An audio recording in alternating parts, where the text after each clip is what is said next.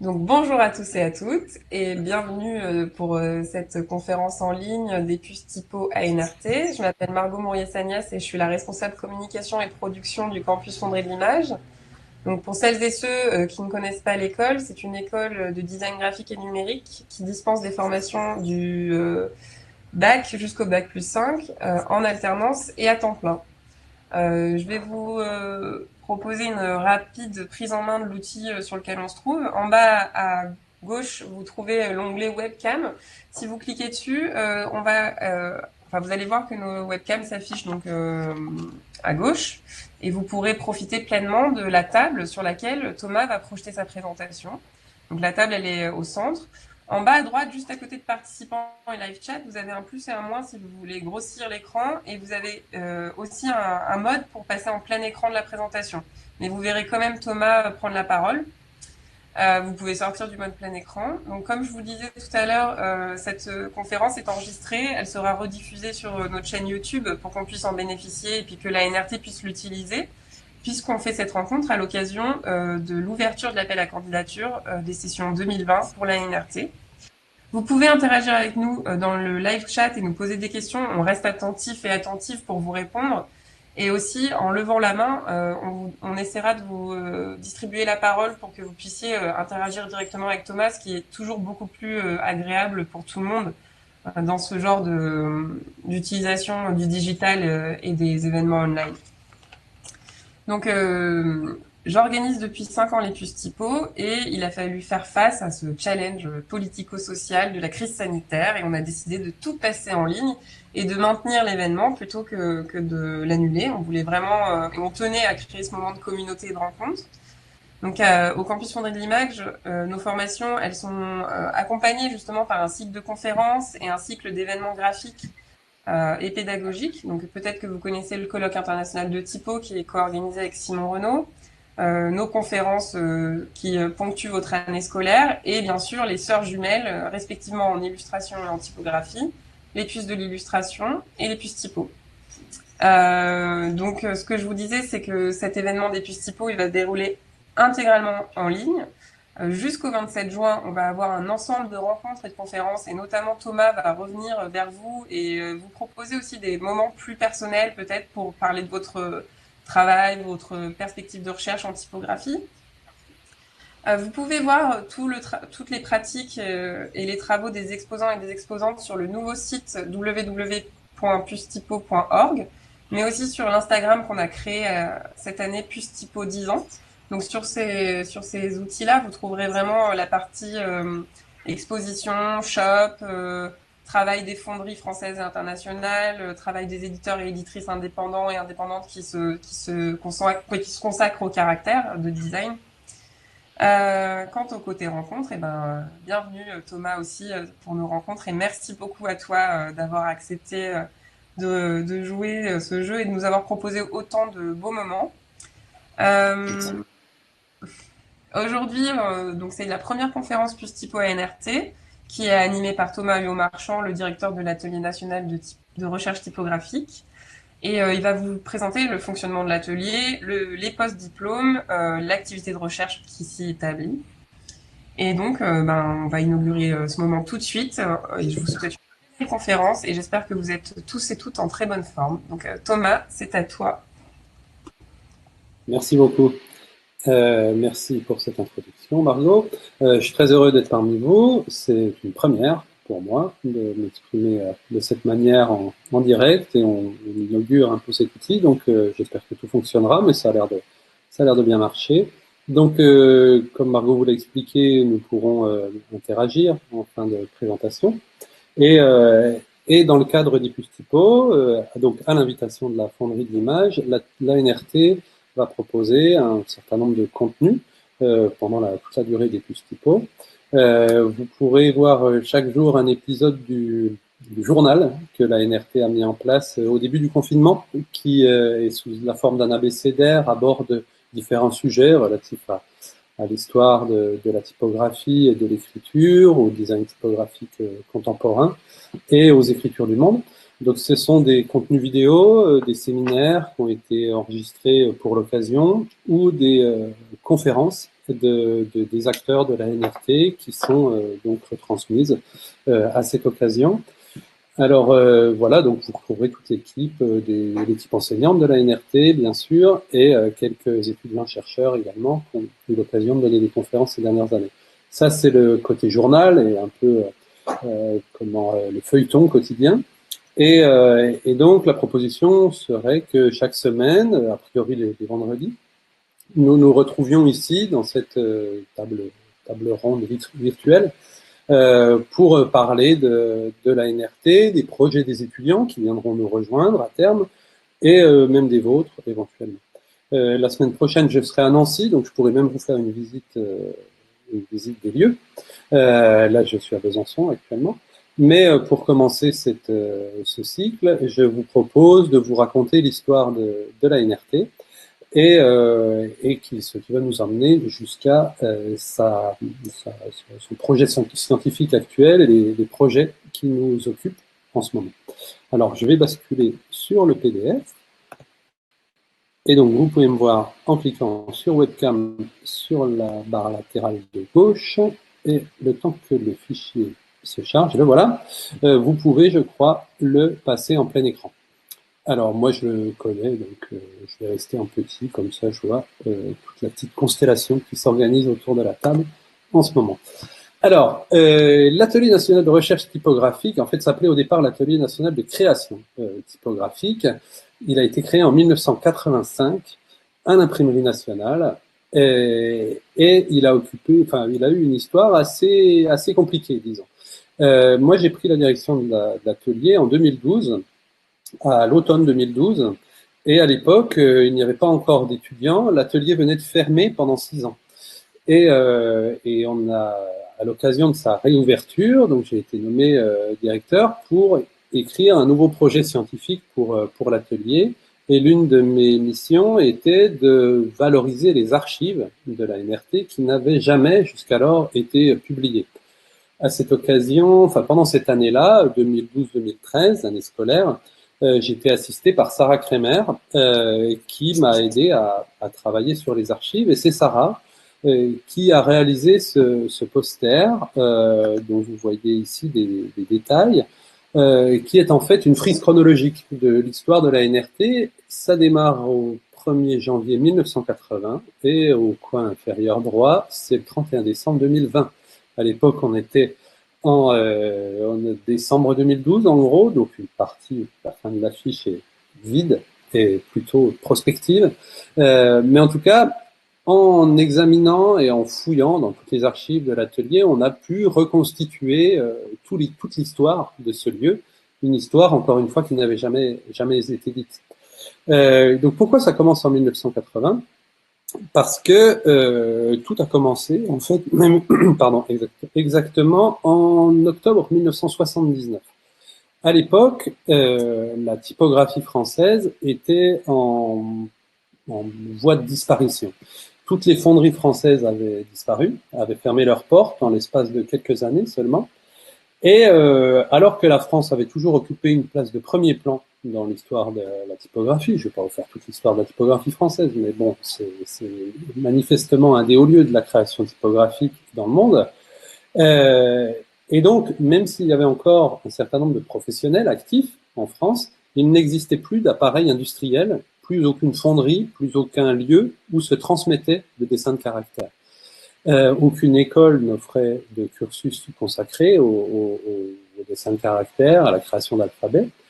Et à cette époque-là, donc on est à l'automne 79, Charles Peignot, l'héritier de la célèbre fonderie de Bernier-Peignot, qui est très âgé à l'époque, c'est lui aussi qui a créé la TIPI, donc il a été le premier président. La TIPI qui aurait dû avoir lieu à Paris cet automne, mais qui est repoussée à l'année prochaine. Donc Charles Peignot alerte les pouvoirs publics, s'adresse au ministère de la Culture pour alerter donc de la disparition de la typographie française, et il lance un appel pour la création d'un atelier de création typographique. Et la seule structure qui lui paraît pertinente pour l'accueillir est l'Imprimerie nationale. Alors, l'imprimerie nationale, je ne sais pas si vous... Alors, cette histoire-là, pardon, je fais un petit retour en arrière. Ça, c'était la partie basse de l'affiche. Toute cette histoire, on l'a racontée, vous allez essayer de voir sur la webcam, dans cet ouvrage qu'on a publié en 2016, qui est un gros catalogue, 300 pages, qui raconte les 20 premières années de la NRT de 1985, son ouverture à l'imprimerie nationale, jusqu'en 2006, la date de sa fermeture temporaire, donc entre 2006 et 2012. C'est un catalogue que vous trouvez en librairie ou sur le site des Presses du Réel, si ça vous intéresse, qui est bilingue. Voilà, alors, attendez, je me promène dans le PDF. On va le feuilleter très rapidement. Évidemment, on n'aura pas le temps de tout voir. Donc, il est organisé avec des chapitres, enfin par chapitres thématiques qui s'ouvrent par des espèces de tableurs, avec des cotes pour chaque document qui y sont reproduits. Pourquoi ça prend cette forme? C'est parce qu'en fait, ce catalogue est la forme physique de l'archive, la forme éditoriale plutôt, de l'archive physique et numérique de la NRT qui a été constituée pendant 3 ans entre 2013 et 2016. On a numérisé plus de 8000 documents conservés encore dans les archives de la NRT et on en a collecté plusieurs milliers d'autres. Donc tout ça se trouve à la NRT aujourd'hui et tout a été numérisé. Donc c'est un travail assez complexe, assez exigeant et donc tous les numéros, comme dans n'importe quelle collection, tous les documents ont une cote, etc. Et donc ce catalogue peut être complètement prolongé par cette archive numérique. L'ouvrage débute par une histoire de l'atelier racontée par Sébastien Morlighem. Et ce que vous voyez sur la page de droite est le courrier de Charles Peignot qui marque le début de cette initiative de relance de la typographie française qui va se concrétiser quelques années plus tard par l'ouverture de la NCT. Voilà. Alors, il y a des biographies des principaux acteurs de cette relance de la typographie française. Charles Peignot, bien sûr, Excoffon, Frutiger, Mandel, Mendoza, Fernand Baudin, beaucoup de gens, de grandes figures de la typographie francophone qui se sont toutes penchées sur le berceau de la NRT, en quelque sorte. Alors, je vous disais que l'atelier ouvre ses portes à l'imprimerie nationale. L'imprimerie nationale, c'est une structure qui est encore plus ancienne parce que elle est créée physiquement par Richelieu, mais c'est depuis son histoire remonte même à François Ier, qui est le premier roi de France à attribuer ce qu'on appelle le privilège du roi, c'est-à-dire que les imprimeurs sont obligés d'obtenir cette espèce de permission d'imprimer un livre, le privilège du roi, donc, et François Ier, qui était un humaniste, était très sensible au livre. On en reparlera d'ailleurs un peu plus tard, avec Garamond notamment. Et donc, voilà, l'imprimerie nationale, c'est donc une institution pluriséculaire, plus de 4 siècles d'existence, et qui existe encore, alors qui est aujourd'hui basée à Douai, dans le nord de la France, pas très loin de Lille. Vous pouvez voir ici une photo de l'atelier du livre et de l'estampe où sont conservés non seulement les caractères, mais aussi les machines qui ont servi à imprimer les ouvrages de l'imprimerie nationale. C'est absolument prodigieux. À l'imprimerie nationale, on trouve de très célèbres caractères, comme le Romain du Roi, un caractère parfait, en tout cas voulu parfait, par la commission qui en a établi le dessin sur la base d'une grille mathématique et géométrique, une grille modulaire. Donc ça, c'est pour Louis XIV, le fameux donc Romain du Roi, le caractère le plus ambitieux de la collection de l'imprimerie nationale, gravé dans un grand nombre de corps. Vous voyez ici des poinçons du corps 112, l'équivalent d'un corps 112 en point d'Idos, et des poinçons en acier, assez lourds, ils doivent peser 15 kilos chacun. C'est les plus gros poinçons que j'ai jamais vus, personnellement. Alors, petit rappel, vous connaissez la typographie, mais la typographie au plomb, avant de fondre les caractères, et donc de couler les caractères en plomb à l'intérieur du moule, le modèle original de la lettre est le poinçon, donc gravé à la main par le graveur de poinçon, et ce poinçon est ensuite frappé sur une matrice. On va voir je crois, dans la page suivante. Voilà, c'est ça une matrice.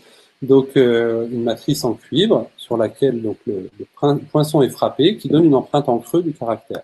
Ceci permet de multiplier ensuite les caractères en plan. Ce que vous avez vu, page précédente, c'est la matrice du plus grand corps du Romain du Roi, et ici, le plus petit, encore 4, de très très grande finesse. L'imprimerie nationale, comme je vous le disais, a une longue histoire, et dans sa collection ancienne, qu'on appelle le cabinet des poinçons, sont conservés les plus anciens, enfin, toutes les pièces historiques. Donc, ce sont des éléments qui sont classés au patrimoine, enfin, dans les collections des monuments historiques. C'est les plus petits, en l'occurrence, c'est pas une cathédrale, c'est des poinçons métalliques. Et donc là, par exemple, vous voyez les poinçons de Claude Garamond, de la main de Garamond, qui est probablement son chef-d'œuvre. C'est pas le romain, dont les poinçons sont conservés à Anvers, au musée Plantin, mais ce qu'on appelle les Grecs du roi. C'est un caractère grec avec des ligatures extrêmement complexes qui vont lier jusqu'à 5 caractères dans un seul signe. Donc les Grecs du roi, commandés par François Ier, que Garamond exécute à partir de la calligraphie de Ange Vergès, calligraphe du roi, qui a une main assez habile. Voilà, alors je continue rapidement sur les collections non latines de l'imprimerie nationale parce que c'est vraiment ce qui en fait la singularité, c'est un lieu vraiment unique au monde. Il existe seulement 8 caractères latins dessinés à l'imprimerie nationale, dont le Romain du Roi, dont on a parlé précédemment. Le 8e est paru l'année dernière, enfin même, il a été lancé en décembre 2019, dessiné par Franck Jalot dont on reparlera, Franck Jalot qui enseigne à l'école Estienne et qui était le premier étudiant de la NRT, à l'époque qui s'appelait ANCT. Et donc, pour revenir aux collections de l'imprimerie nationale, 8 caractères latins, mais plus d'une centaine de caractères dits non latins, ou même orientaux, pour utiliser le vocabulaire de l'époque. Et ça, par exemple, dans ce meuble, c'est ce qu'on appelle les buis du Régent. C'est des caractères chinois, c'est un seul caractère, en une taille, à peu près 40 points, gravé en bois. Voilà à quoi ça ressemble, gravé à la main. Ça, c'est donc la gravure originale. Ces caractères ne sont pas fondus. Et il y en a 86 000. Je ne sais pas si vous imaginez graver 86 000 idéogrammes chinois dans du bois. Eh bien, ils l'ont fait. Ça a pris 20 ans et c'est vraiment remarquable. Il y en a beaucoup qui n'ont même pas été utilisés, jamais imprimés. Ça, c'est Franck Jalot qui en présente une bande. Ils étaient séparés par la suite. Tout ça, c'est des documents assez uniques. Hein. C'est très difficile d'accès, l'imprimerie nationale, mais c'est une visite absolument fabuleuse. Ça, c'est donc toujours les buis du Régent utilisés pour le premier dictionnaire latin, français et chinois. Ici, vous reconnaissez un hiéroglyphe égyptien. Donc, il y a également un caractère hiéroglyphique produit à l'imprimerie nationale 20 ans après Champollion. 20 ans seulement. Donc vous voyez ici les caractères au milieu, l'impression au-dessus et les matrices en dessous. Et là, ça c'est des documents absolument prodigieux qui ont été retrouvés par hasard pendant le déménagement à Douai, il y a quelques années seulement, au fond d'une boîte. C'est des minuscules bouts de papier, les petits carrés que vous voyez là font 1 centimètre à peu près de côté. Et c'est la correspondance entre les graveurs et les égyptologues pour la mise au point d'une fonte hiéroglyphique, l'une des premières du monde. Et donc, ils ont trouvé un système qui est une espèce de Tetris pour combiner les caractères entre eux sur la base d'une grille pour faire en sorte que les caractères en plomb, s'ils avaient dû graver toutes les combinaisons possibles des hiéroglyphes égyptiens, ça aurait été beaucoup trop long. Donc, ils ont mis en place un système modulaire qui permet de recombiner et d'associer les signes entre eux. C'est d'une complexité inouïe et c'est vraiment un chef-d'œuvre de design. Voilà, retour au catalogue de la NRT, retour en 1985, quand l'atelier national de création typographique ouvre ses portes à l'imprimerie nationale. Ce que vous voyez là, c'est un caractère qui s'appelle le Gautier. C'est le 7e caractère de l'imprimerie nationale, gravé dans les années 50, 60 et 70, dont la NRT, je dirais toujours la NRT, pas forcément ANCT, ANRT. Les 12 premières années, ça s'appelait ANCT, mais bon, l'habitude fait que je dis plutôt ANRT ou atelier. Donc, premier caractère de l'atelier, dessiné là-bas, l'adaptation du Gautier pour la photocomposition, une autre technologie qui a succédé au plomb. Et donc, voilà, c'était dessiné en groupe et c'est un caractère sur lequel a travaillé Franck Jalot, jeune étudiant à l'atelier à cette époque. D'autres caractères dessinés collectivement à l'époque. L'atelier était à l'époque encadré par Peter Keller, qui va prendre la direction quelques années plus tard, Ladislas Mandel et José Mendoza. Voilà donc l'anisson, un autre caractère. Tout ce que vous voyez là, ce sont des dessins sur calque. On a la chance d'avoir ça dans les archives. Donc c'est un témoignage assez rare et assez unique, j'avoue, de l'élaboration d'un caractère typographique à l'époque. Vous êtes consciente et conscient que ces dernières années, enfin sur les 3 dernières décennies, les technologies ont beaucoup évolué. Et en 1985, il n'y a pas si longtemps que ça, bon, j'imagine que la plupart d'entre vous n'étaient pas nés, mais moi oui, il n'était pas question d'ordinateur. Tous ces caractères étaient dessinés à la main. Dessinés à la main sur du calque, avec différentes séries comme ça, de dessins très très précis, et qui, au fur et à mesure, étaient corrigés, améliorés, affinés, etc., jusqu'à la série finale qui était ancrée sur calque. Alors on voit tous les repentirs, toutes les décisions, tout le process, en fait, un process que la plupart du temps, aujourd'hui, on oublie. Quand on dessine en numérique, les choses se font et on perd souvent la mémoire du travail. En tout cas, de quelle manière tout ça s'est enchaîné. Là, on l'a physiquement, la mémoire du travail. Et donc, c'est passionnant. C'est passionnant à regarder, à décortiquer, de voir comment une forme naît. Et de voir aussi la complexité du travail à l'époque. Sans ordinateur, sans moyen de reproduire les choses, les caractères étaient dessinés, ancrés, pris en photo, et ensuite, par agrandissement et réduction, ce qu'on appelle des bromures, ils faisaient des montages sur du carton. Donc, ce que vous voyez là, page de gauche, c'est un grand carton format raisin, avec les lettres collées une par une, et ce carton était à nouveau pris en photo et réduit pour obtenir une page de texte. Vous imaginez la complexité et la lourdeur du dispositif, juste pour pouvoir juger du caractère à taille de lecture. Voilà, je continue. Ça, c'est le Perrin, le second. Ça, c'est le B89, le seul caractère dessiné par Jean Widmer, qui était enseignant à la NRT également. Pour les cérémonies du bicentenaire de la Révolution française, page de droite, un caractère dessiné par Albert Botton, également enseignant à l'atelier. Ici, je ne sais pas si vous voyez très bien, il y a des photos de l'équipe de l'époque, la première brochure pédagogique publiée par l'atelier et mise en page par Peter Keller. Les célèbres affiches d'appel à candidature, c'est quelque chose que va introduire Peter Keller, un grand ami, et qui a vraiment donné naissance à l'atelier et l'a dirigé pendant 16 ans. Décédé en 2011. Un très grand personnage, et c'est lui qui a vraiment amené la modernité dans l'atelier, qui dans ses premières années était relativement traditionnel, il faut en convenir, mais bon, je vous invite à découvrir le catalogue si cette histoire vous intéresse, ou même à regarder l'édition 2019 de Graphisme en France, qui est consacrée à la typo, et le CNAP m'avait invité à raconter l'histoire de l'enseignement de la typographie en France. J'ai fait un historique des 40 dernières années et j'essaie de situer un petit peu les débats, idéologiques qui animaient la scène typographique française à l'époque. Évidemment, l'atelier occupait un rôle central. Je continue, une deuxième brochure de la NRT. Donc, comme vous pouvez le voir, au niveau graphisme, on n'est pas là pour rigoler.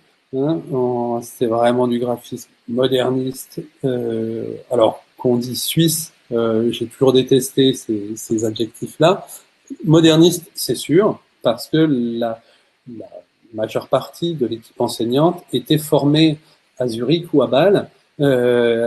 Ils travaillaient en France, la plupart d'entre eux enseignaient d'ailleurs à l'ENSAD, aux Arts Déco à Paris.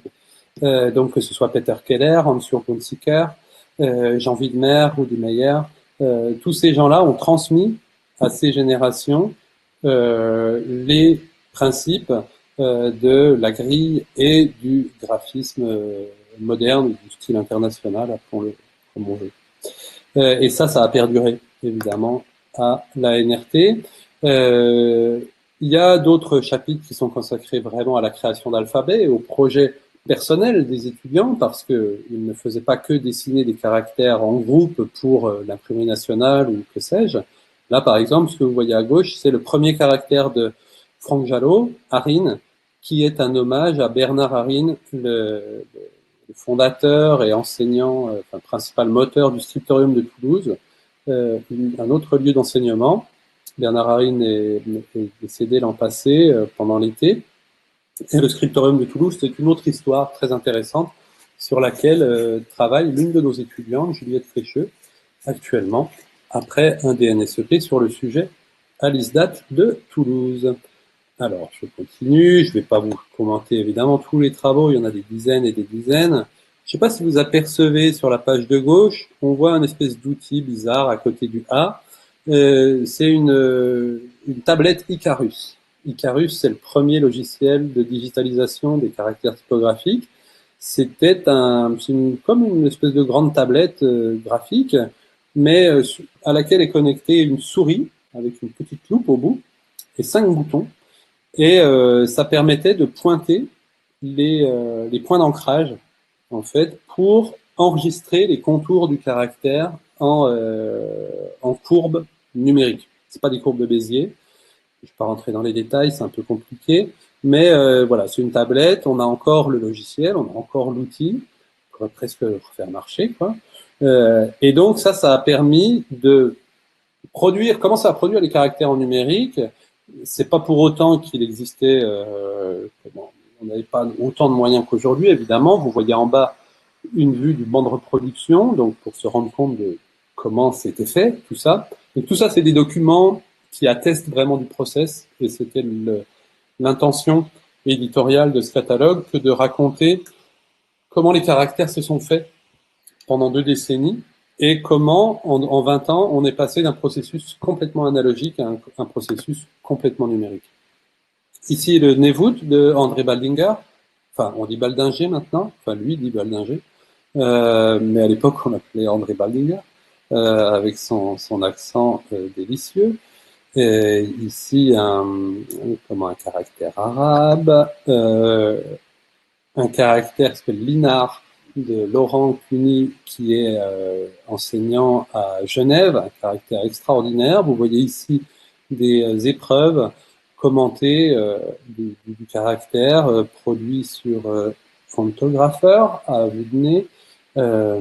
Voilà, Fontographer, l'ancêtre de FontLab, qui est aujourd'hui remplacé par des outils comme Glyph ou RoboFont comme éditeur de font, même si FontLab existe toujours et très bien.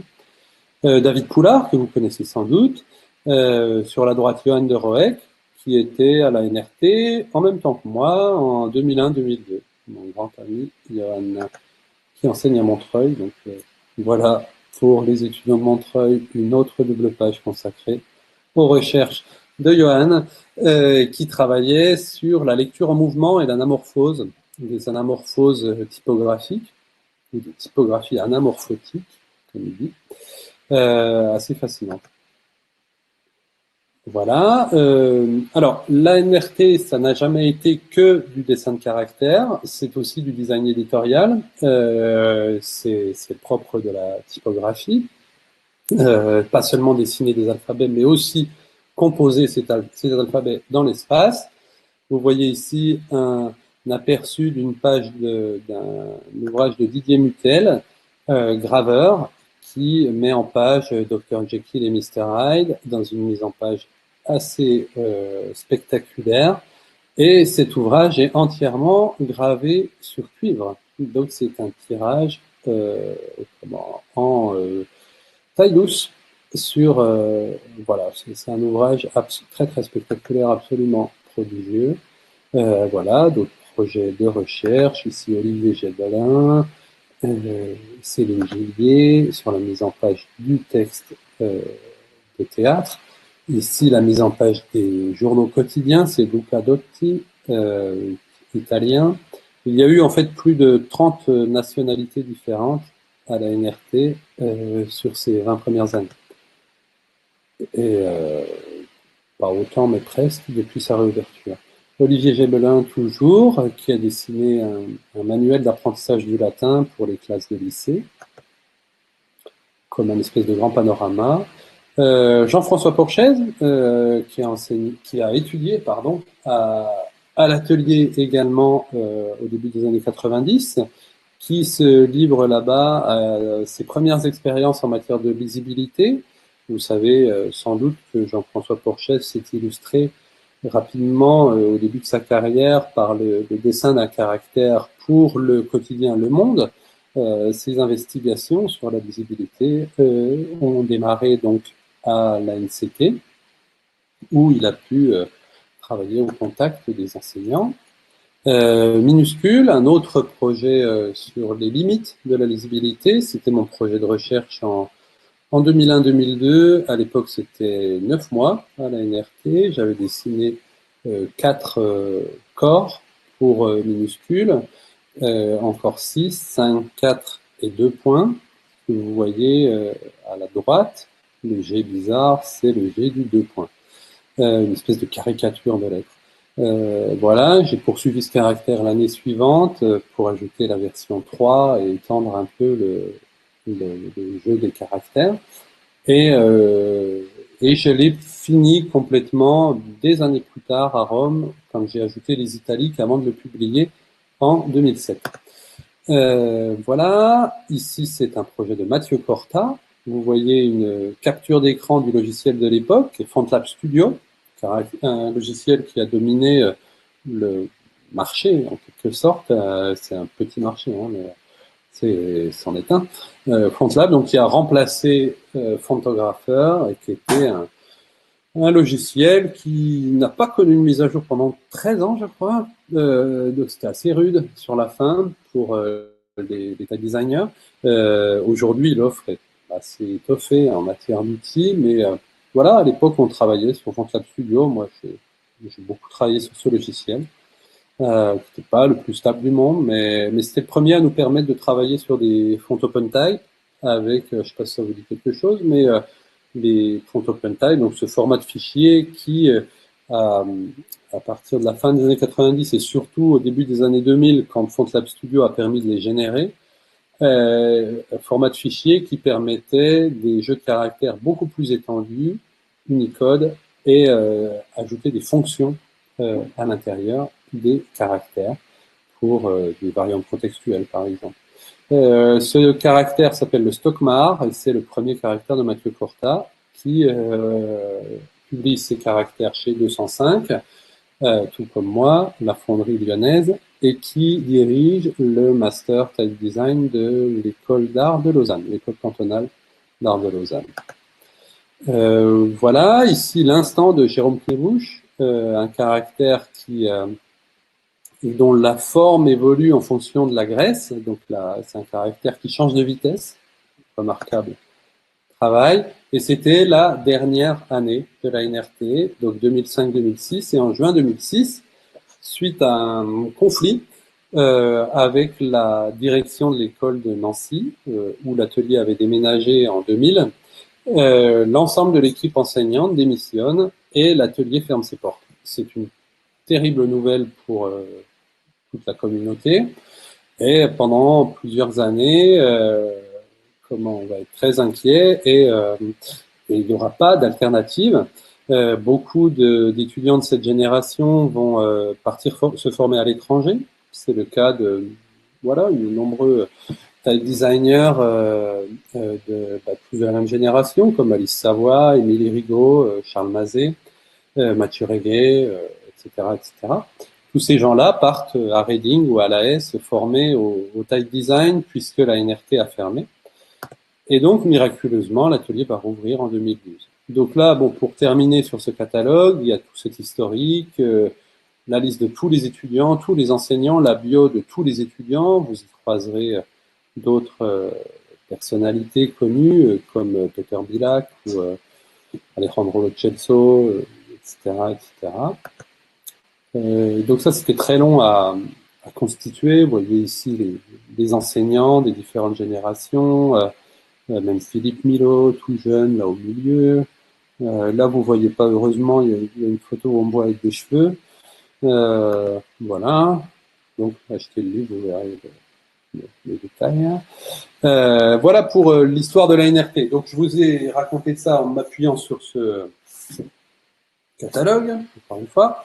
Mais donc, comme je vous le disais, en 2012, l'atelier rouvre à Nancy et l'école d'art de Nancy va également déménager sur un nouveau campus qui s'appelle le campus Artem. Artem, ça veut dire Art, Technologie, Management. Et ce nouveau campus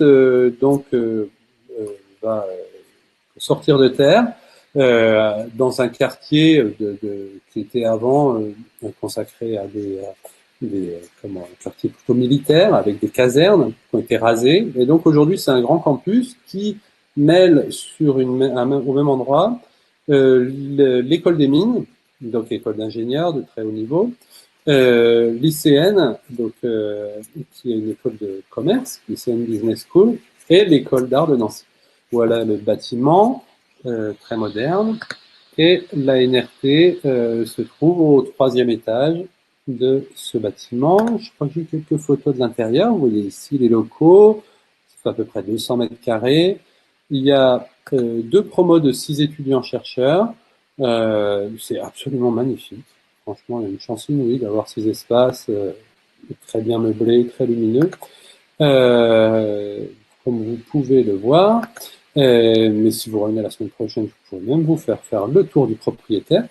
Notre beau canapé, la belle bibliothèque. On a une bibliothèque de près de 3000 documents, qui est la bibliothèque de la NRT, donc du fond vraiment ancien de la NRT. Et c'est une bibliothèque de travail, donc c'est des ouvrages qui ne sortent pas de l'atelier, mais qui sont accessibles sur place pour les chercheurs. Donc voilà, c'est évidemment très important. Il y a aussi tout le fonds ancien et les archives de l'atelier qui sont stockés. Alors, je vais vous raconter quelques projets menés à la NRT ces dernières années, dans cette deuxième partie de la présentation, pour vous donner une idée de ce que l'on y fait et comment, petit à petit,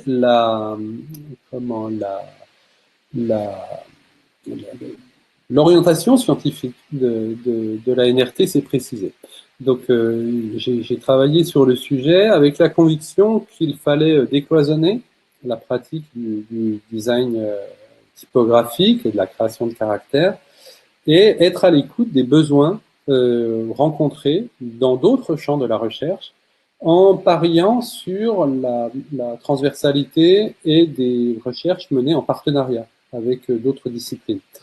À ce titre, les travaux de Sarah Kremer, le travail de Sarah Kremer a été fondateur. Dès le départ, dès la première année de la NRT, s'est engagé un partenariat, en effet, avec un laboratoire qui s'appelle l'ATILF, Analyse et Traitement Informatique de la Langue Française, qui est un laboratoire mondialement connu pour la lexicographie du français. Donc, c'est un laboratoire du CNRS basé à Nancy, et c'est là qu'ils font les grands dictionnaires du français, le Trésor de la langue française, voilà, CNRTL, etc. Enfin, si vous connaissez un peu ces outils, c'est là que ça se fait.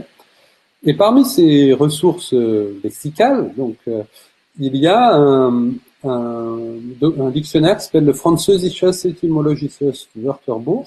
C'est un dictionnaire panlexical du gallo-roman. Ça veut dire que c'est un dictionnaire qui fait l'histoire des mots, qui parle de leurs racines étymologiques et qui retrace toutes les variations du mot à l'intérieur de toutes les langues et dialectes parlés sur le territoire de l'ancienne Gaule.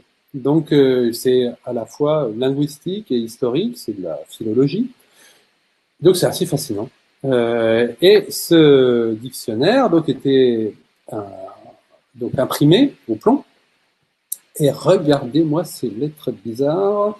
Ça, c'est ce qu'on appelle des caractères de transcription, des caractères de romanistes, donc pour la philologie romane, l'étude des mots, l'histoire des mots en langue romane.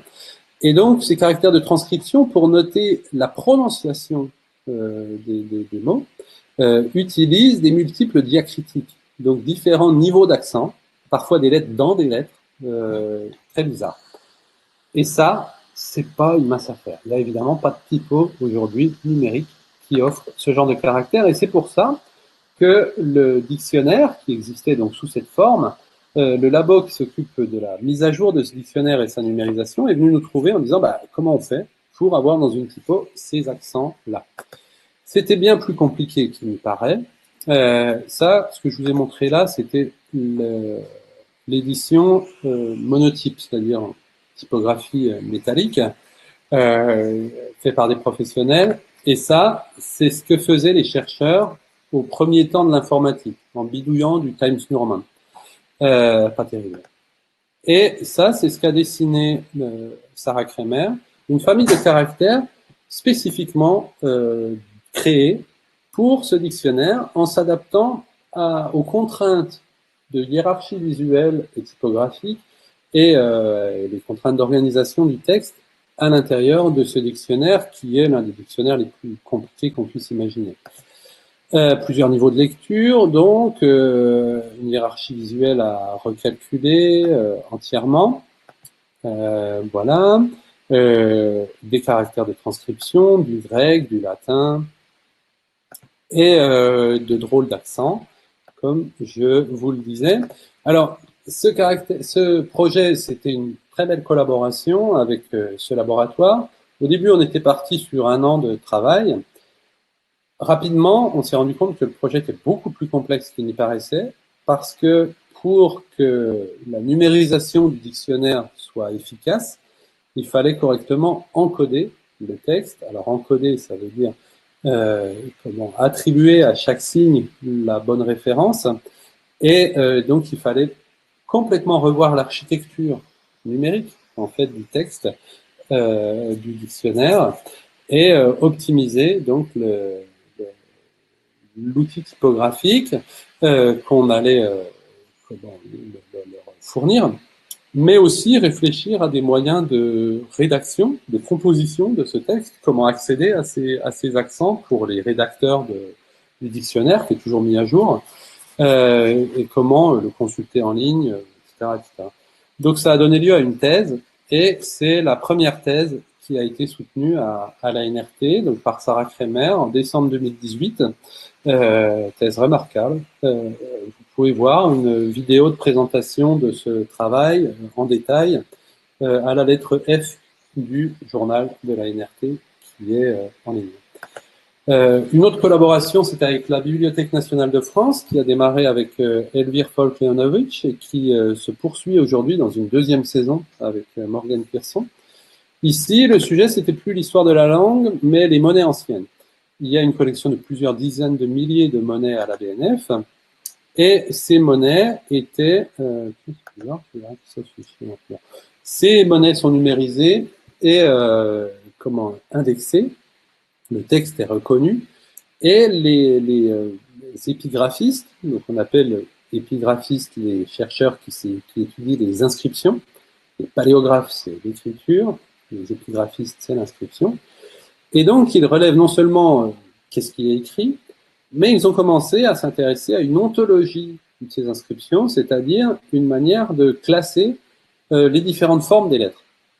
Parce qu'une même lettre peut apparaître de différentes façons. Et donc, c'est pour ces besoins à nouveau de transcription, de traduire ce contenu qui existe physiquement sur les pièces de monnaie anciennes, ici des pièces mérovingiennes, qu'ils ont fait appel à nous pour dessiner un caractère qui intègre toutes ces variations de dessin. C'est complètement barjot. Ici, vous voyez l'alphabet de base, assez gras volontairement, et plutôt classique dans ses proportions, des proportions lapidaires, de la capitale romaine. Ça, c'est différentes formes de A qu'on trouve dans des monnaies mérovingiennes. Il y en a plus de 30. Et ça, c'est le même mot en utilisant différentes variations. Donc tout ça, c'est pas un caractère branché qui veut attirer l'attention ou je sais pas quoi ou faire le malin. C'est vraiment fait à partir de sources historiques, et donc du 7e ou du 9e siècle. C'est complètement dingue. On apprend énormément en, en travaillant sur ces sources et ces archives anciennes. Et aujourd'hui, on travaille sur donc ça c'est une vue d'une publication scientifique avec les inscriptions, donc c'est évidemment pour ce genre de support que l'on travaille, les publications scientifiques, créer de la typographie de pointe pour les besoins de la recherche, et ça a vraiment été le fil conducteur du projet scientifique de la NRT, de se poser la question des vrais besoins qu'il y a aujourd'hui en matière de création typographique, et de travailler aussi pour les besoins de la recherche. Ça, c'est quelque chose qui me passionne parce que c'est vraiment, on le verra encore par la suite, explorer des continents inconnus en matière de typographie. Dessiner des caractères latins, on sait très bien le faire. Hein. La plupart du temps, d'ailleurs, les étudiants, quand ils arrivent chez nous, connaissent déjà les rudiments du dessin de caractères latins. Mais dans ces cas-là, les deux premiers projets que je viens de vous montrer, on travaille vraiment sur des formes inédites, jamais vues. Et on repousse vraiment les limites des outils typographiques actuels. Donc voilà, toujours sur Mérovègue. Ici, un autre projet de Pierre Fournier qui, lui, travaille sur les hiéroglyphes égyptiens. Il est également en thèse, aujourd'hui, avec l'Université de Montpellier, avec qui l'Université Paul Valéry, Montpellier 2, dans le LabEx Archimède, donc en égyptologie, c'est le plus gros labo d'égyptologie de France. Et à partir d'une étude précise des caractères hiéroglyphiques anciens, et notamment de l'imprimerie nationale, il dessine un caractère typographique pour l'égyptien ancien, donc des hiéroglyphes, sachant que les hiéroglyphes égyptiens sont utilisés pendant plusieurs milliers d'années, et le signe dans les hiéroglyphes est d'une très grande plasticité. Donc ça, tout le monde a déjà vu des hiéroglyphes. Ce qu'on ne soupçonne pas, c'est que ces hiéroglyphes, ils se présentent sous des formes très très différentes, d'un monument à l'autre, d'une époque à l'autre. Et il y a forcément une réflexion à avoir sur la synthèse de ce dessin.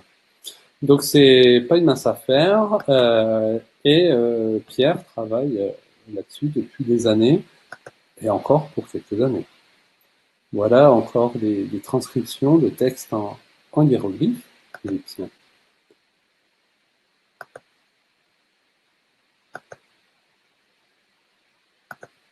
Voilà. On travaille aussi sur des écritures donc non latines. Je préfère parler d'écriture du monde. Je déteste de plus en plus l'expression typographie non latine. C'est comme si on disait des gens du monde entier qui sont non français. Donc je préfère parler d'écriture du monde. Et là, en l'occurrence, la typographie arabe, avec Montasser Drissi, qui est marocain, franco-marocain, qui a fait ses études à l'AIR de Strasbourg. Et donc, il travaille toujours à Paris, en indépendant, excellent graphiste et typographe. Et lui posait la question de ce qu'on appelle le matchmaking. C'est un peu le grand sujet dès qu'on parle d'écriture du monde et de typographie au-delà du latin. Comment combiner différents systèmes d'écriture au sein d'un même caractère. Et souvent, le choix qui est fait, c'est de faire, d'attribuer un certain nombre de proportions, de styles, de détails identiques d'une langue à l'autre. Lui, il a un point de vue complètement différent, en expliquant que ce qui nous semble neutre pour nous lecteurs de l'alphabet latin n'est pas du tout la notion de neutralité pour un lecteur arabe. Et donc, il combine là deux styles, la néo-grotesque, donc à la Helvetica pour le latin, avec un caractère qu'il a dessiné, et le Nasr, donc un style d'écriture arabe. Vous savez que l'arabe est beaucoup plus influencé par la calligraphie que notre alphabet latin, qui s'en est éloigné depuis des siècles. Le Nasr, qui est, selon lui, l'équivalent en termes de neutralité. Donc, cette espèce de matchmaking, mais volontairement très contrasté, et une réflexion assez intéressante. Mais finalement, vous voyez les deux sens d'écriture, question d'harmonie des proportions, etc. Mais voilà, il s'agissait de ne pas déguiser l'un en l'autre. C'est ça le truc. Il a dessiné cette année-là la fiche d'appel à candidature en 2017, l'année des élections présidentielles. Et cette année-là, on avait pour la première fois publié l'appel en 3 langues, en français, en anglais et en arabe. Pour la première fois en arabe. Mais la fiche d'appel à candidature est toujours composée dans plusieurs langues et plusieurs systèmes d'écriture.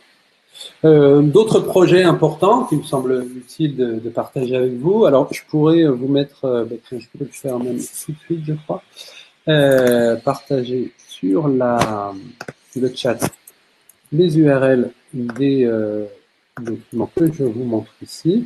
Donc là, je viens de vous l'afficher.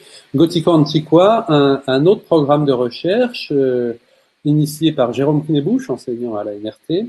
Le projet Gothico Antiqua était une étude historique des caractères entre gothique et romain. Donc je vous la fais courte parce que je pourrais vous parler de ça pendant des heures, c'est vraiment génial. Et c'est en gros qu'est-ce qui se passe entre Gutenberg et Janson. Alors ça semble être un minuscule sujet. Gutenberg, on va dire, c'est 1455, Janson 1470, 15 ans seulement, séparent ces deux moments majeurs de l'histoire de la typographie occidentale. Et pendant ces 15 ans, tout change. Mais tout, vraiment tout. Gutenberg, évidemment, tout le monde le sait, grave des caractères gothiques. Et Janson, en 1470, grave un romain parfait. Qu'est-ce qui se passe entre les deux? Jamais personne ne l'a vraiment étudié sérieusement. Et il n'y a même pas de terme. Quand on entend donc gothico-antiquois, proto-romain, hybride, c'est une typologie qu'on a proposée que Jérôme a proposé, pour décrire ce qui se passe entre ces deux pôles de gothique et romain, illustrés également géographiquement par l'Europe du Sud et l'Europe du Nord, et la circulation des premiers imprimeurs au XVe siècle. C'est assez stupéfiant de voir à quelle vitesse la typographie s'est étendue dans toute l'Europe en si peu de temps, à l'époque. Et les imprimeurs, les premiers typographes allemands, on est tous de Mayence ou des villes alentours, ont petit à petit gagné les principales villes d'Europe et gravé des caractères. Et dans ces caractères, on voit naître progressivement le style romain et pour arriver jusqu'à Janson, où là, c'est des caractères qui sont complètement naturels pour nous. Si vous allez sur le petit site que je viens de partager avec vous, c'est le site de l'événement. Alors, c'est un programme de recherche qui s'est mené sur 3 ans. On a fait 12 workshops en France, en Allemagne et en Italie. Il y a eu plus de 150 étudiants qui ont participé. Et dans le cadre de ces workshops, on est allé consulter les ouvrages, donc les incunables, les livres du XVe siècle, les éditions originales, de tous les imprimeurs qui nous intéressaient. Et on a redessiné ces caractères en numérique, donc sous la forme de workshop. 2 étudiants de la NRT, Raphaël Riba et Alexis Fodo, ont travaillé pendant 1 an et demi à l'élaboration du corpus. Et donc ces fonds sont aujourd'hui disponibles pour la plupart, pour la première fois, sous forme numérique donc vous avez accès à ça sur le site Gothico Antiqua. Ça a donné lieu également à une grande exposition et un colloque. Donc toutes les vidéos des présentations sont en ligne sur le site Gothico Antiqua. Et on prépare là, pour une publication en septembre, le catalogue de l'exposition et les actes du colloque. Donc ça, c'est une production scientifique classique, j'ai envie de dire. On fait de la recherche, donc on organise des expositions, des colloques, et on publie des livres. On va consulter des archives, etc. Ce qui distingue là l'activité de la NRT par rapport à d'autres laboratoires, c'est qu'on fait de la recherche par le design. Là, par exemple, on a abordé cette question, pas comme des historiens, pas seulement en tout cas, parce que les historiens, les historiens du livre, par exemple, vont analyser les archives et vont avoir des outils d'historiens pour appréhender ces choses. Nous, on a utilisé le dessin pour comprendre ce corpus. Et finalement, par le dessin, on comprend des tas de choses. Enfin, vous en êtes convaincus, j'imagine, parce que vous êtes toutes et tous engagés dans des études artistiques, mais c'est vraiment une pratique de recherche par le design. Je crois fermement à tout ça. Donc, voilà, pour dire que la NRT, aujourd'hui, c'est de la recherche par le design et du design pour la recherche. Ça fait un peu artificiel comme formule, mais ce qu'on a vu précédemment, c'est vraiment des caractères faits pour la recherche, pour des chercheurs, pour des besoins particuliers, ça on le fait très fréquemment, mais aussi faire de la recherche par le design, donc en plaçant la création au centre de notre activité. Voilà, je continue, on a bientôt fini. Et ça, c'était un autre gros colloque que vous retrouvez également en ligne. Alors, j'ai aussi le lien, je vous l'envoie de la façon. Tac. Ça s'appelait Troisième type, les rencontres du troisième type. Alors, vous connaissez le film de Spielberg, mais là, on parle de typographie également, et ce troisième type, c'est la typographie qui est ni latine, ni non latine. Tous les caractères bizarres qui échappent à ces classifications. Et donc, les rencontres du troisième type ont lieu tous les 2 ou 3 ans. Et l'édition de 2018 avait pour thème les écritures pictographiques. Ça s'appelait Écrire avec des images. C'est Lorraine Gerner qui a fait l'affiche et qui est intervenue d'ailleurs pendant le colloque. Et là, pareil, vous pouvez aller voir toutes les vidéos du colloque. Une bonne partie d'entre elles sont en français. Et on y parle de hiéroglyphes égyptiens, d'isotypes et d'emojis. C'était le grand truc, parler des emojis. Une troisième ligne de recherche, et ça c'est le prochain colloque de la NRT qui devait avoir lieu cet automne, qui sera probablement, enfin qui va être repoussé peut-être au printemps, peut-être à l'automne 2021, c'est pas encore sûr. Ça s'appelle Automatic Type Design et c'est sur la technologie et les moyens d'automatiser le dessin de caractères.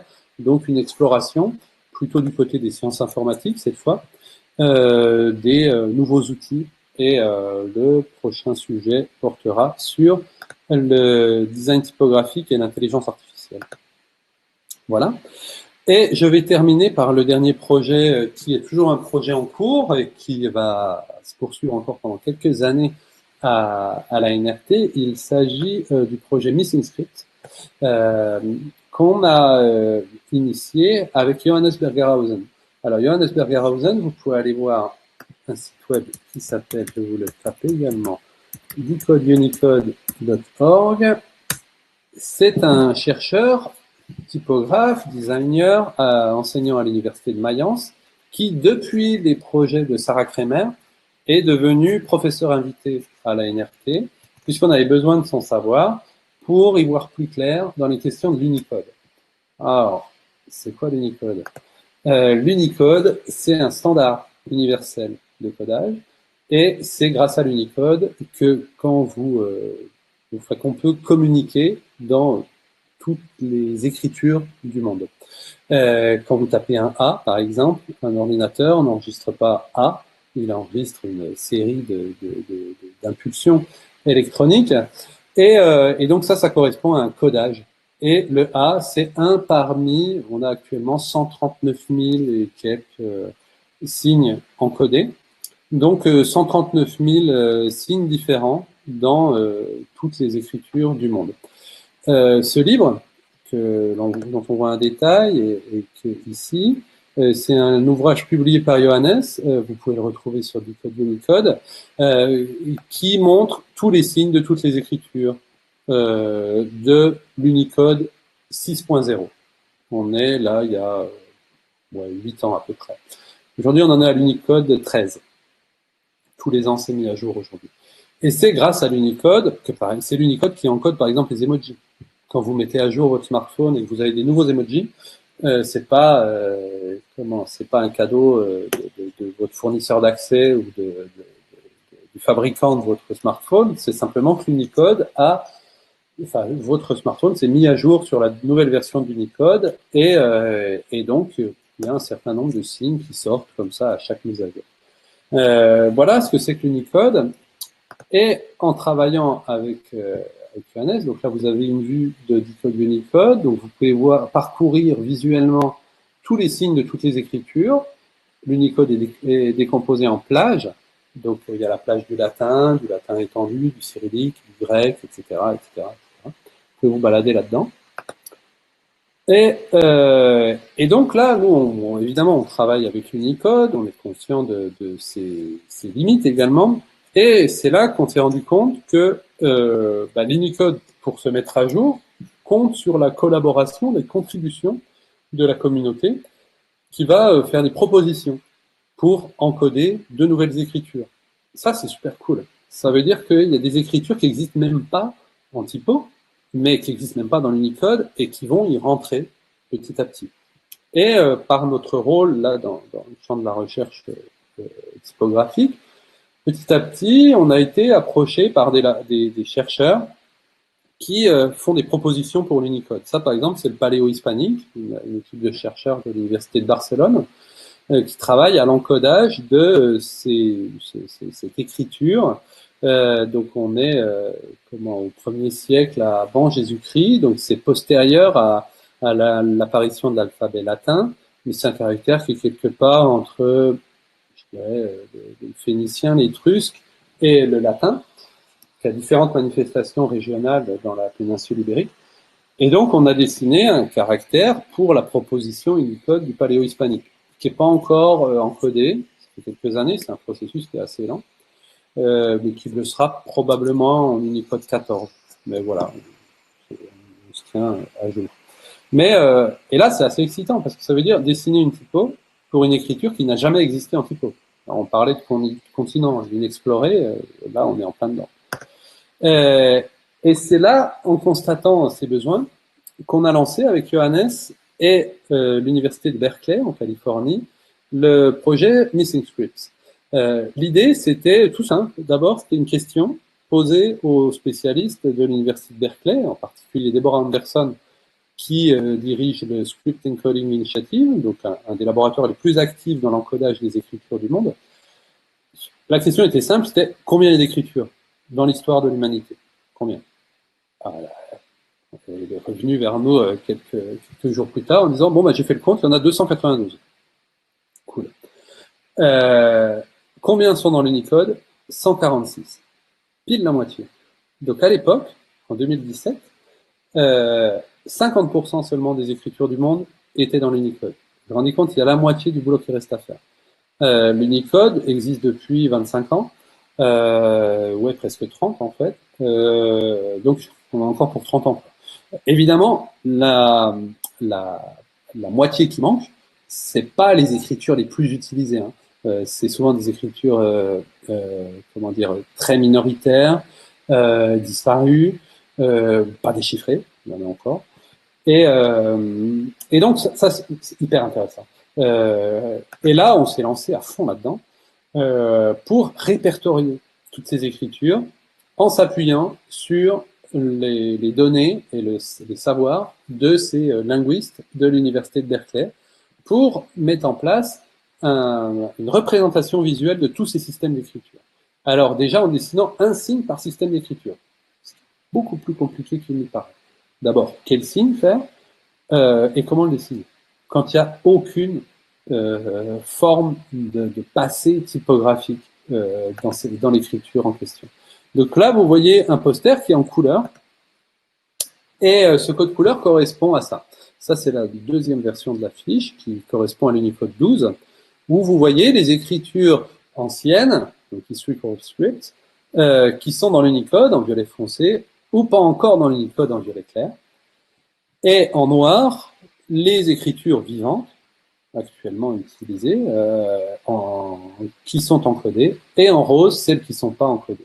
Donc ce code couleur permet de voir un peu les écritures vivantes ou disparues, et encodées ou pas. Il y a des écritures complètement dingues. Ça, par exemple, c'est le Bamum, le roi Enjoya, je crois qu'il s'appelait, en a rêvé pendant la nuit, et le matin, il a tracé sur une feuille un système d'écriture pictographique pour son peuple, Bamum. Et ça, c'est le Old Bamum, donc pictographique, et il y a une version plus récente, plus moderne du Bamum. L'Adlam, c'est une histoire encore plus folle. L'Adlam, c'est deux frères, Abdoulaye et Ibrahima Bari, qui sont Peuls. Et le Peul, en fait, avait toujours été retranscrit soit en utilisant l'alphabet latin, soit en utilisant l'écriture arabe. Et, l'une et l'autre des écritures échouaient à traduire tous les sons de la langue. Donc en gros, c'était pas outillé correctement. Et ces deux garçons ont inventé une écriture pour leur peuple. Ils avaient 10 et 14 ans. C'est complètement dingue. J'adore cette histoire. Et ils font ça. Ils le font tellement bien que on leur donne le droit de le faire. C'est-à-dire les ministres se rendent chez eux, ils font la démonstration, etc. Et ça commence à se diffuser. Et ça, c'était à la fin des années 80. Et puis, ils ont proposé l'écriture à l'Unicode, qui l'a accepté. Et aujourd'hui, c'est une écriture qui est pratiquée par des millions de personnes. Et on peut s'envoyer des SMS en Adlam, quoi. Donc, c'est vraiment une écriture créée. Il y a encore des écritures qui s'inventent. La dernière, l'écriture la plus récente de notre corpus, elle date de 2009. Ça, le Nushu, c'est une autre écriture assez fascinante. C'est une écriture que pour les femmes. C'est dans une province de Chine, c'est un syllabaire, donc c'est pas des idéogrammes, un syllabaire d'environ 400 signes, et les femmes l'utilisaient pour ne pas être comprises des hommes. Donc au XVIIIe siècle et au XIXe siècle. La dernière femme qui le pratiquait est morte vers les années 2000, je crois. Mais depuis, il y a des recherches qui sont faites dessus, et Google vient de publier la première fonte Nushu, le Noto Nushu. Vous connaissez peut-être le projet Noto. Noto, c'est une fonte qui ambitionne de couvrir tous les systèmes, toutes les cases de l'Unicode. Il n'y a pas encore d'écriture qui couvre tout. Et nous, on travaille donc avec Google fréquemment pour contribuer au Noto. La dernière version, par exemple, le dernier qu'on ait fait, c'est l'Elimaïk, décidé par Morgan Pearson pour Google.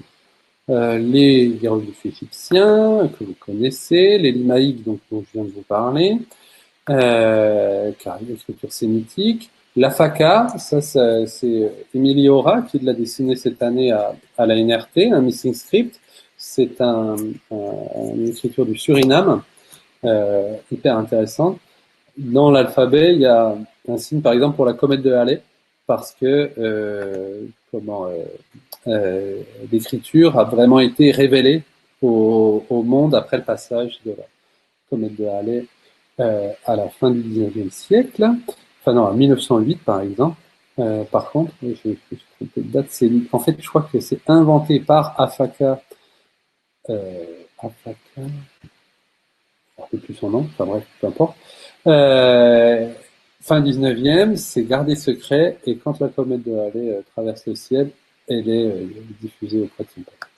Voilà. Les hiéroglyphes mayas, Alexandre Bassi, chercheur à la NRT actuellement, travaille sur les hiéroglyphes mayas. C'est hyper complexe, c'est complètement fou en termes de dessin. Il nous rejoindra probablement dans une quinzaine de jours pour présenter son projet en cours sur le dessin d'une fonte pour le maya.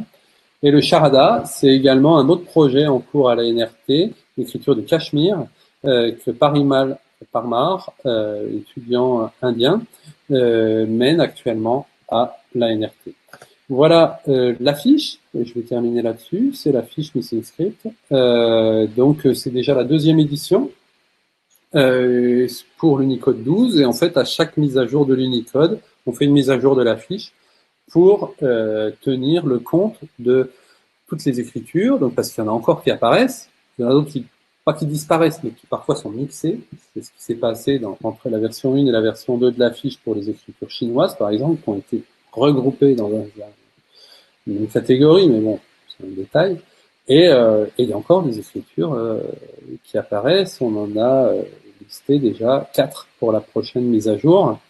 Donc tout ça, c'est l'actualité des écritures du monde, parce que, aussi surprenant que ça peut paraître, les écritures continuent de s'inventer, et il y a encore beaucoup, beaucoup de choses à explorer de ce côté-là.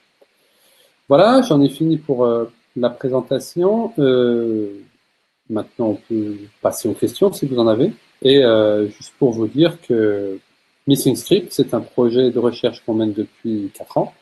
Et on accueille des étudiants chaque année pour intégrer le projet et travailler avec nous là-dessus.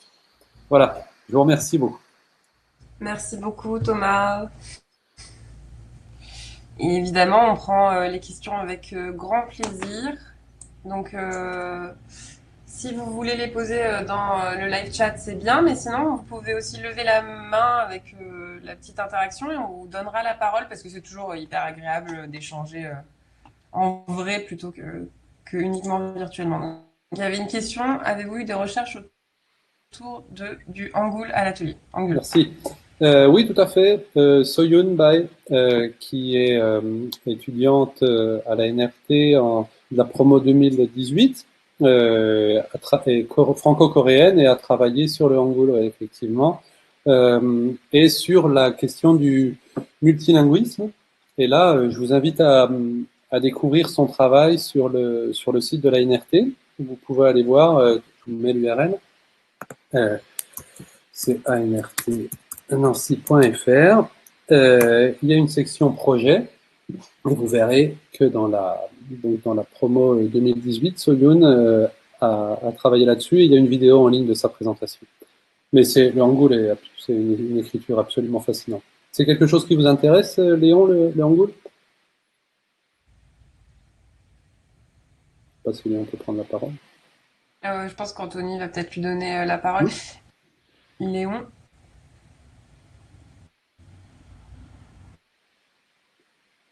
Génial. Dans quel diplôme? Pardon, à quel niveau, Léon? En DSA? Ok, très bien. Super. Celui d'Estienne, du coup? À Estienne? Oui, ok. Super. Ouais, d'accord. Eh ben, n'hésitez pas à me contacter si vous avez besoin de contacts et de références sur le Hangul, et puis je vous mettrai en relation avec Soyun. Mais en parlant de ça, d'ailleurs, Thomas, je sais que tu nous as proposé et pensé peut-être une partie qui pourrait être plus de l'accompagnement d'étudiants, d'étudiantes d'école d'art et de design. C'est-à-dire que sur vos sujets de recherche et de diplôme, je parle aussi aux étudiants de master, évidemment, là, et les étudiants de master. On avait imaginé des petits moments sur Global, là, juste avec un groupe de professionnels, dont Thomas, j'animerais. Ça pourrait être avec Simon Renaud aussi, avec d'autres gens avec qui tu as l'habitude de bosser. Donc, si vous avez des envies, en tout cas, je pense que ça serait super de profiter des puces typo et puis des échanges plus généraux pour le faire. Voilà. Ouais, mais avec plaisir, hein, vraiment, n'hésitez pas. Est-ce que d'ailleurs, chez les masters du campus, il y a des projets typo pour le diplôme cette année en direction de création ou même des projets éditoriaux? Alors Geoffroy, tu travailles sur quoi?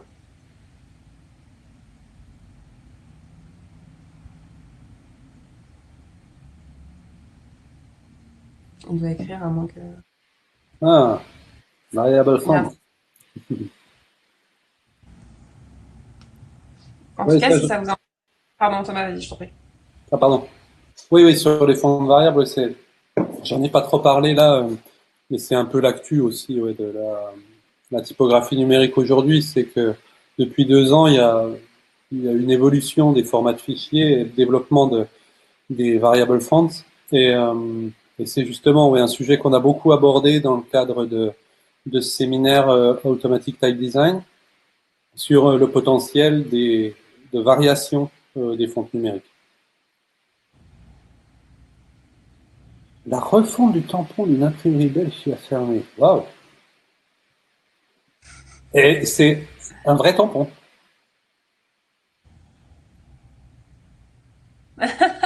Ok, cool, ben j'ai hâte de... Ok, d'accord. Ah ben je serais curieux de voir ça. En tout cas, si ça vous intéresse, n'hésitez pas à écrire à Puce Typo. Donc le mail Puce Typo, c'est Puce Typo avec un S à puce, @campusfonderie-de-l'image.org. Comme ça, on pourrait organiser peut-être ces moments d'échange animés par Thomas autour de vos projets à vous. Parce que évidemment, c'est aussi l'occasion pour toi, Thomas, de découvrir des pratiques d'étudiants et Bien sûr. d'étudiantes. Mm. En fait, comme j'avais expliqué à Margot, et je te remercie de donner cet espace pour rencontrer des étudiants. On avait initié l'an passé une semaine d'ateliers ouverts euh, pendant laquelle les étudiants étaient invités à venir passer du temps à l'atelier, rencontrer les étudiants, rencontrer les enseignants et échanger sur leurs projets et ouais, découvrir un peu comment ça se passe.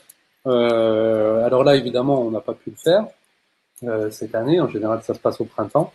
Mais voilà, on peut utiliser ces espaces virtuels pour échanger et voilà, si vous êtes intéressé par la NRT, pour nous rejoindre, voilà, on peut en parler avant et puis voilà, c'est bien de découvrir. Parmi vous d'ailleurs, tiens, j'ai une question. Qui connaissait déjà la NRT, tout le monde, ou il y en avait qui connaissaient pas la NRT?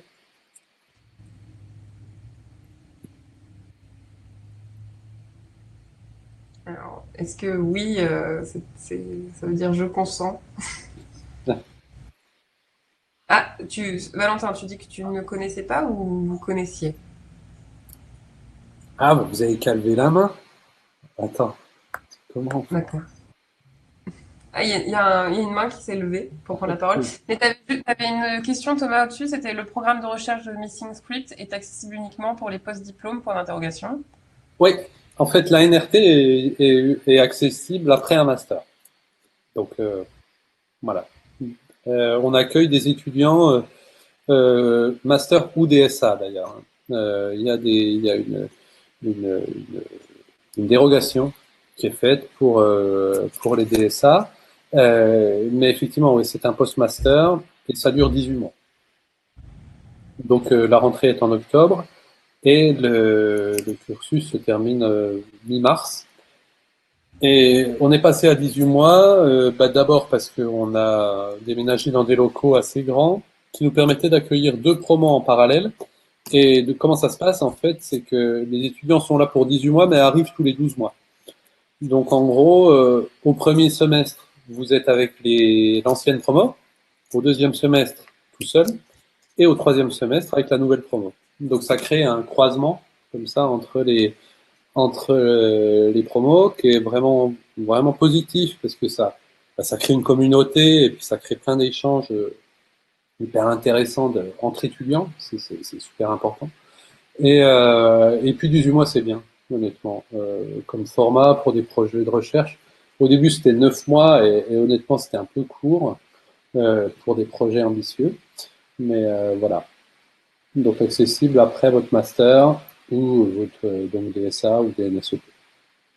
Quels sont les critères qui vont faire que tu choisis un profil plutôt qu'un autre?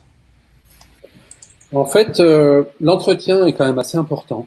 Là, c'est un entretien qui se déroule en ligne parce qu'on a beaucoup de candidats étrangers avec l'ensemble de l'équipe enseignante.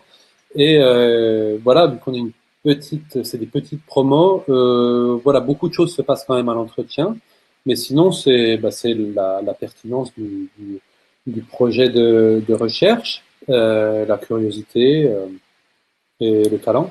Mais encore une fois, on est conscient que le design typographique en tout cas la création de caractères, n'est pas toujours enseigné dans les écoles. Et donc, il ne faut pas penser que vous devez être déjà expert en dessin typographique avant d'entrer à la NRT. C'est à la NRT que vous apprenez. Mais ce qui est très important, c'est de comprendre cette dimension prospective et expérimentale qui nous guide à l'atelier. C'est-à-dire pas seulement apprendre les logiciels de tile design et bien dessiner des courbes pour l'alphabet latin, mais vraiment explorer des choses jamais vues. C'est le principe de la recherche. Donc, euh, donc voilà, c'est ça. Et tout le dossier se fait en ligne. La candidature, le processus de sélection et de candidature est intégralement dématérialisé. Donc c'est assez commode en fait. C'est envoyer un portfolio en PDF, un projet de recherche, et, euh, et vous pouvez euh, soit proposer un projet personnel, ce que vous voulez, soit candidater à l'un des programmes de recherche qui est ouvert chaque année. Donc il y a depuis quelques années, il y a toujours Missing Script. Et il y a des projets après qui changent d'une année sur l'autre. Et le prochain, donc à part Missing Script, c'est sur les archives de Hansjörg Gunziker. Mais ça, je vous en parlerai la semaine prochaine. D'accord.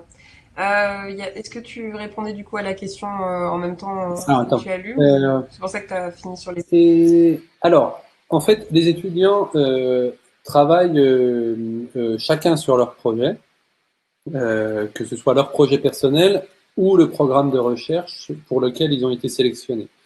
Néanmoins, il peut arriver que sur certains programmes de recherche, il y a deux personnes qui travaillent en parallèle. Ça a été le cas pour Alexis et Raphaël sur Gothic Antiqua, qui ont travaillé en duo. Et pour Missing Script, c'est même si chacun travaille sur son projet à l'intérieur de Missing Script, donc on a parlé de la FACA, du Maya, les Lumaïc, ou etc. Chacun son système d'écriture, en gros. Il y a forcément des échanges entre étudiants sur ces projets. Mais contrairement aux premières années de la NCT, c'est plutôt des projets personnels. Et en même temps, il y a beaucoup de temps de travail collectif dans le cadre des workshops ou ce genre de choses, des voyages d'études et tout ça.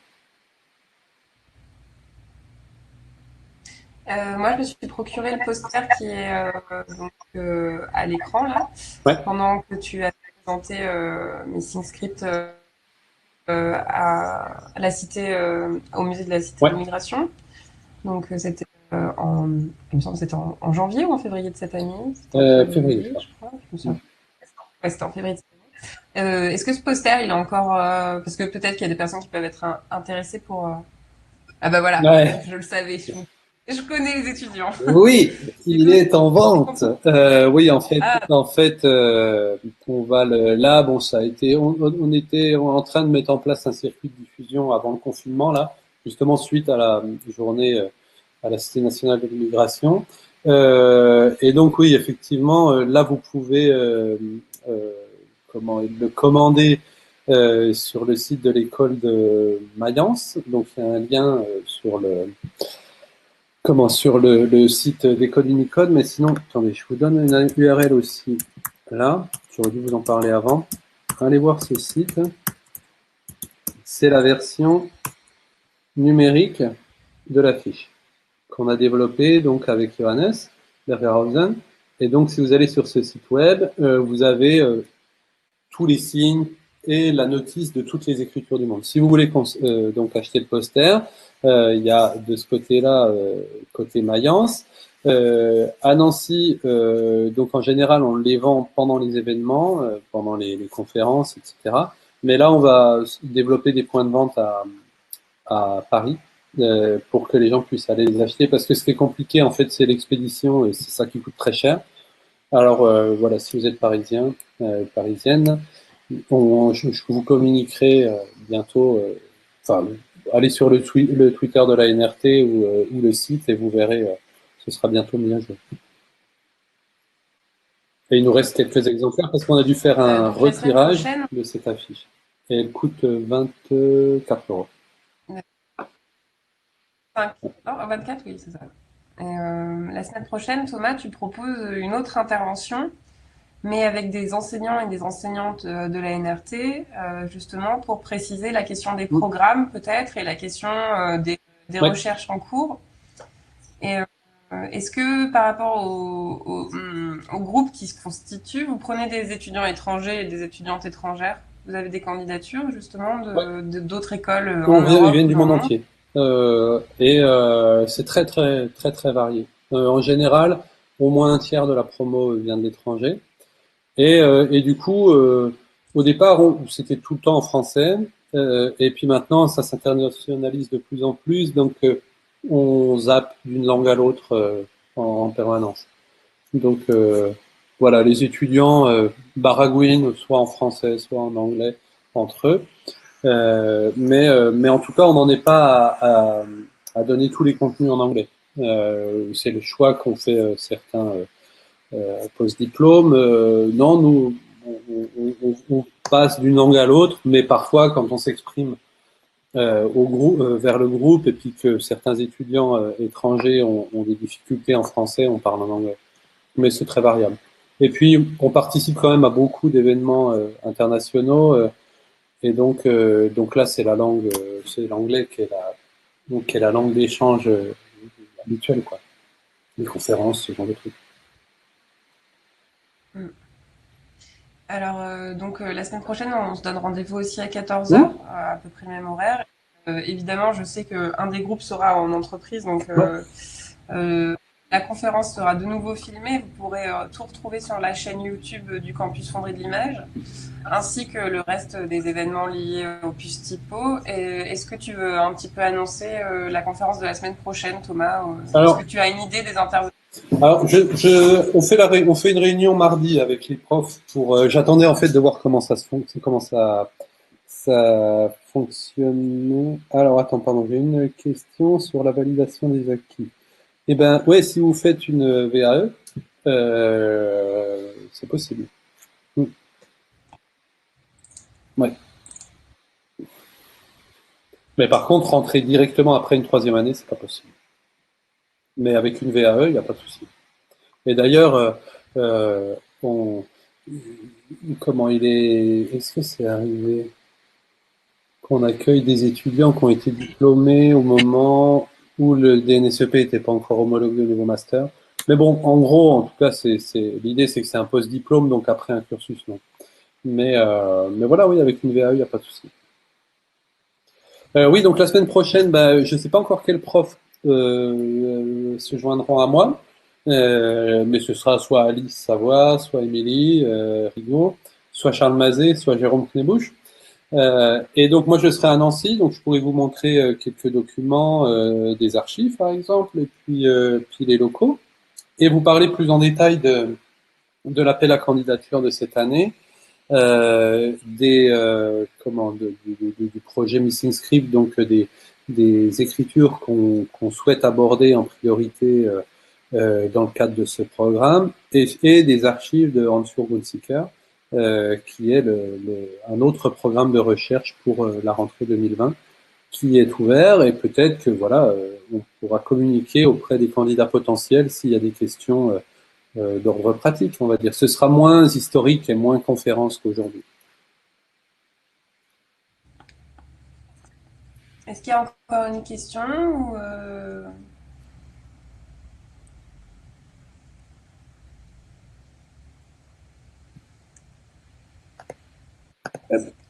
bah, s'il n'y a pas de questions, en tout Eh cas, ben, on n'a plus qu'à se encore dire au merci. revoir et à se dire merci. Oui, merci. Et puis, ben, j'espère que ça vous a plu, que ça vous a fait du bien aussi avant ce week-end de 3 jours. Et je vous souhaite beaucoup de repos. Et puis, j'ai hâte d'être la semaine prochaine, Thomas, pour la suite.